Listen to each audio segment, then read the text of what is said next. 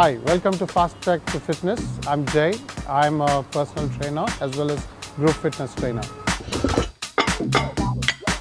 We know we are so busy in this world. I mean, working, we have so many commitments, but still we also feel that we have to work out. We jog sometimes, we walk, and we do the cardio workout, but we never take focus or feel that we need to work out our upper body. And today I'm going to show you the best way and the best method of doing an upper body workout, which takes care of your entire upper body, and that's push-up. Let me go on the floor. If you have your mat, you can use your mat.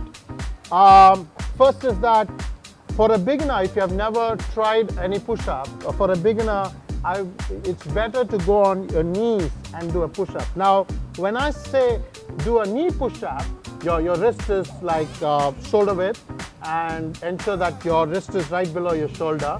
Now, when I say a knee push-up, people tend to lift your hip up and do a push-up, which doesn't have much impact. So I would suggest that you actually push your hip lower so that your entire weight is on your hands.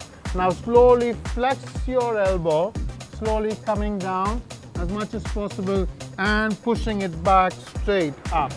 So this is one way you can do a push-up if you have never done a push-up.